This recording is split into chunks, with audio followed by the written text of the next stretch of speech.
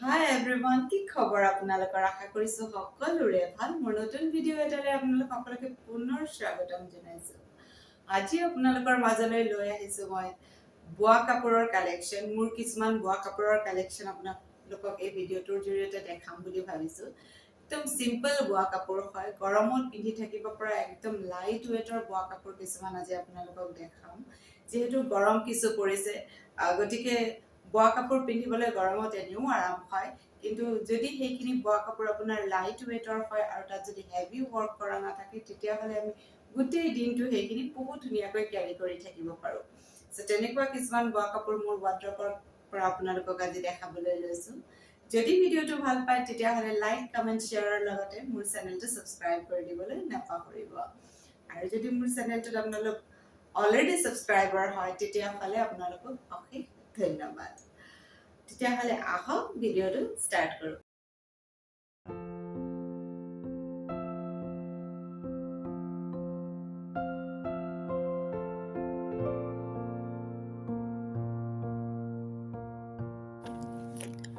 মোৰ আজিৰ প্ৰথম কাপোৰযোৰ হৈছে এইযোৰ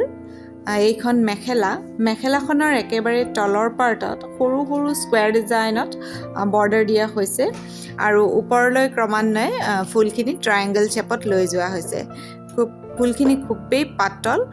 এই কাপোৰযোৰৰ কালাৰটো হৈছে ৰেড কালাৰ ৰঙা কালাৰৰ আৰু তাত হালধীয়া পাত সূতাৰে ফুলখিনি কৰা হৈছে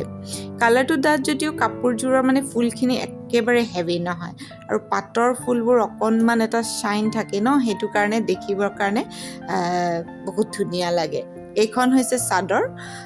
চাদৰখনো একেবাৰে মেখেলাৰ ডিজাইনতে কাম কৰা হৈছে আৰু একেবাৰে যেহেতু কাপোৰযোৰ বহুত বেছি সিম্পল হয় হেতু কাৰণে মই দহিৰ কামখিনিও একেবাৰে সিম্পল কৈ থৈছো কোনো ধৰণৰ বেছি হেভি কাম কৰিব নাই যোৱা আৰু ৰেগুলাৰ ইউজৰ কাৰণে আমাৰ এনেকুৱা কাপোৰবিলাক বহুত বেছি ভাল হয় চাদৰখনটো মেখেলাৰ ডিজাইনত কাম কৰা হৈছে মেখেলাখনৰ তলিত যিটো বৰ্ডাৰ ডিজাইনত আছিলে সেইটো চাদৰখনতো দিয়া হৈছে আৰু চাদৰৰ পটিটোতো সেই একেই ধৰণৰে কাম কৰা হৈছে সেই বৰ্ডাৰটো মেখেলাৰ যিটো বৰ্ডাৰ আছিলে সেই বৰ্ডাৰটো পটি হিচাপে চাদৰত লগাই দিয়া হৈছে এই কাপোৰযোৰ পিন্ধিবলৈ বহুত বেছি আৰামদায়ক হয় একেবাৰে সিম্পল একেবাৰে লাইট ওয়েটৰ এইযোৰ কাপোৰ হয় মোৰ দ্বিতীয় কাপোৰযোৰ হৈছে এযোৰ লাইট ভায়োলেট কালাৰৰ কাপোৰ হয় আৰু কাপোৰযোৰৰ সূতাটো হৈছে বৰ্ণালী পাটৰ সূতা হোৱাৰ কাৰণে কাপোৰযোৰৰ এটা খুব ধুনীয়া শাইনিং আছে আৰু পিন্ধিবলৈ বহুত বেছি আৰাম গৰমত এই কাপোৰযোৰ পিন্ধিব খুব বেছি কমফৰ্টেবল হয় আৰু কাপোৰযোৰত অৰেঞ্জ কালাৰ সূতাৰে ফুল কৰা হৈছে তাত বগা সূতাৰে মিনা কৰা হৈছে ভায়োলেট কালাৰত অৰেঞ্জ কালাৰটো বহুত ধুনীয়াকৈ ফুটি উঠিছে আৰু চাদৰখনত যিটো ফুলৰ ডিজাইন আছে সেই ফুলৰ ডিজাইনটোৰে চাদৰখনত পটিখিনিও লগোৱা হৈছে এইখন হৈছে মেখেলা আৰু চাদৰৰ ফুলখিনি সম্পূৰ্ণৰূপে একে হয় ভায়োলেট কালাৰত মানে অৰেঞ্জ কালাৰটো বহুত ধুনীয়া হৈছে আৰু ইয়াৰ ডিজাইনটো বহুত বেছি ধুনীয়া হয় বহুত দেখিবলৈ ফুলখিনি যথেষ্ট আছে যদিও ফুলখিনি একদম লাইট হয় আৰু ফুলখিনিৰ সূতাটো পাত সূতাৰে বোৱা হৈছে নেক্সট কাপোৰযোৰ হৈছে এইযোৰৰ কালাৰটো হৈছে বেবি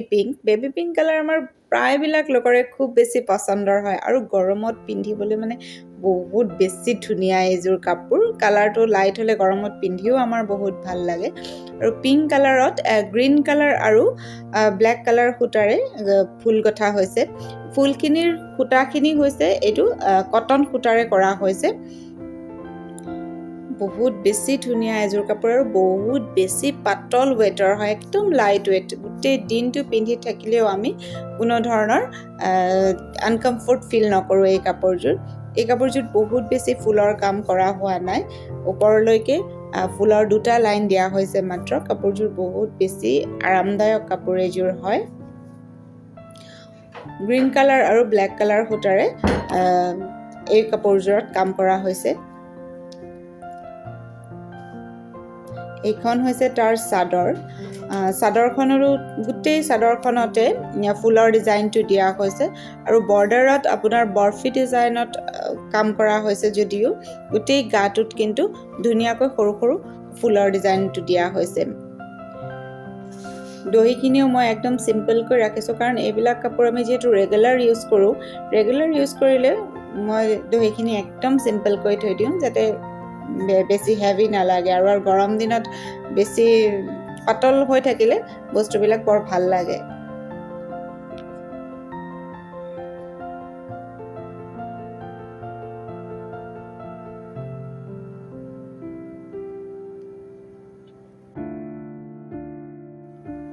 মোৰ নেক্সট কাপোৰযোৰ হয় এইযোৰ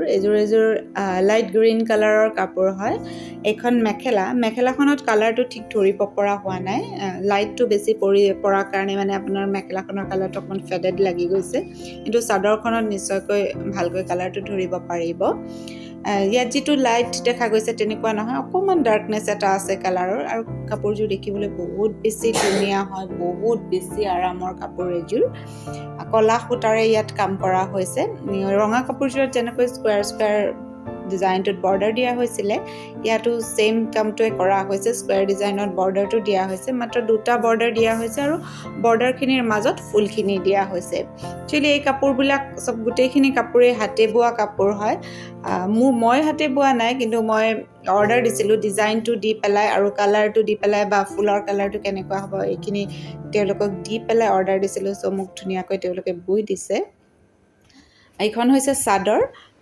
চাদৰখনৰ কালাৰটো যিটো গ্ৰীণ কালাৰ দেখা গৈছে, সেইটোৱে আচলতে মেখেলাৰ কালাৰটো হয়, আৰু একচুৱেল কালাৰটো কাপোৰযোৰৰ কালাৰটো এইটোৱে হয়। খুব ধুনীয়া এটা মৰম লগা গ্ৰীণ কালাৰ। আৰু মেখেলাত যেনেকুৱা ডিজাইন আছিলে যে বৰ্ডাৰৰ মাজত ফুল, চ' ছেইম কামেই চাদৰখনতো কৰা হৈছে, আৰু সেই বৰ্ডাৰটোকেই পটিটো লগাই দিয়া হৈছে।